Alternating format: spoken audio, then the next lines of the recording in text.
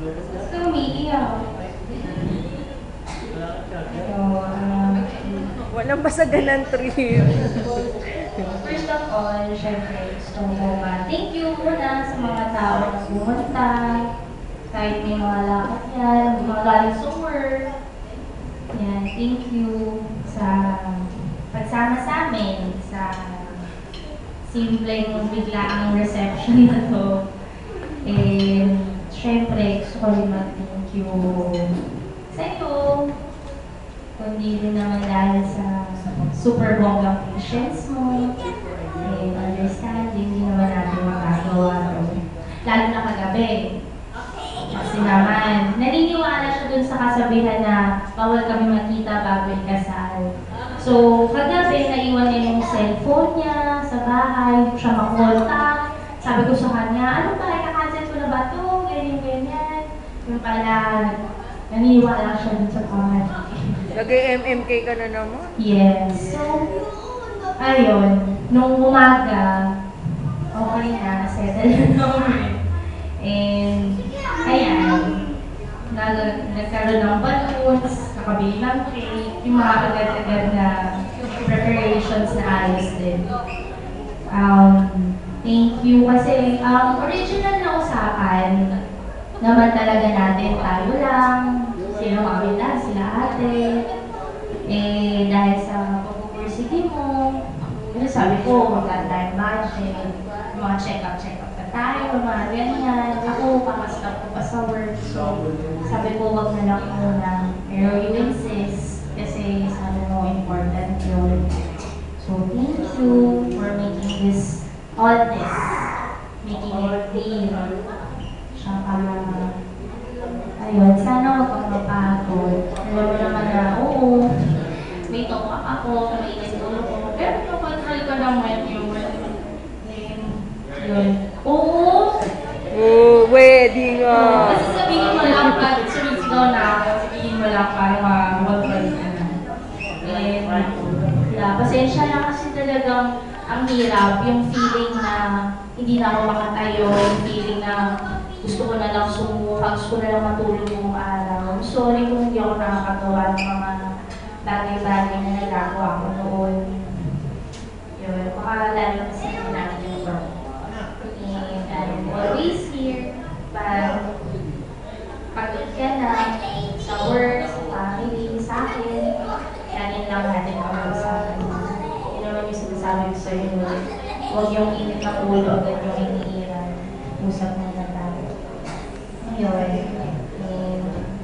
yun nga, ngayon ay ngayon, ano na ako, Mrs. Carmela na. So, hindi na ako perfecto.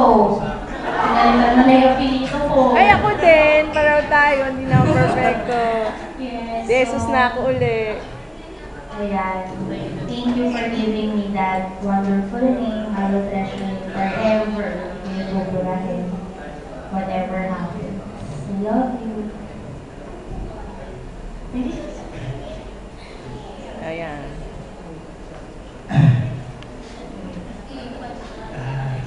Salamat pala sa pagdating kahit biglaan, tsaka alam kong nagulat kayo lahat.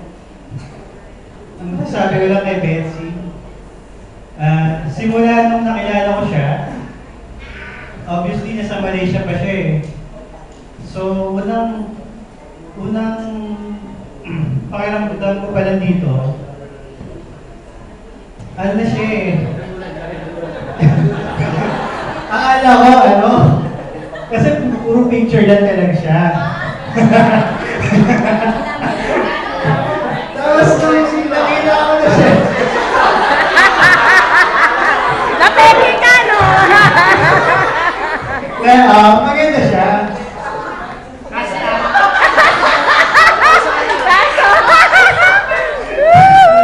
Actually, maganda na lang. Nakita ko na, yun nga, kasi dati bago siya umalis, nakita ko na siya eh. Sleep pa siya. Hindi pa siya kumakain ng asam lang sa noon. Siguro na masarap yung kaya sa Malaysia, yun, nagkaganyan siya. At least nag-usap ka ulit tayo kasi parang dapat talaga kami pa rin to eh. Nung umalis siya, iniwan niya na ako. Bali hindi siya nagpaalam. Hindi. So nung nagkita ulit kami, oo, kasi gusto na yung mga generation ngayon, di ba, na sa Sky. Stalker Sashi. Parang ganyan. Stalker Sashi. So, nagkita ulit kami. Parang naalala niya kagad ako. Akala ko nakalimutan niya na ako eh. Medyo tumaba na siya noon.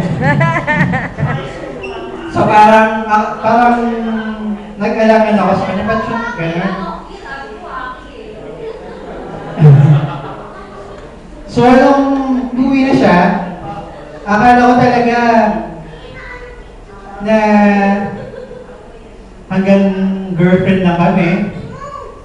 Akala ko hindi siya tulad ng ibang babae. No, diba? Minsan gano'n. Hindi kasi seryoso.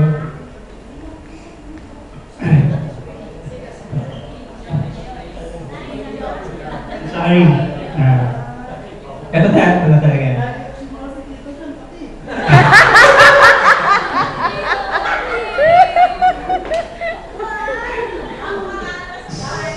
Masabi ko lang kay Betsy, talaga mapagmahal si Betsy. Hindi kanya, ipaglalaban ka talaga niya. Handa niyang iwan na lahat para lang sa'yo. Yun ang talagang kakaiba kay Betsy, paglalaban ka niya.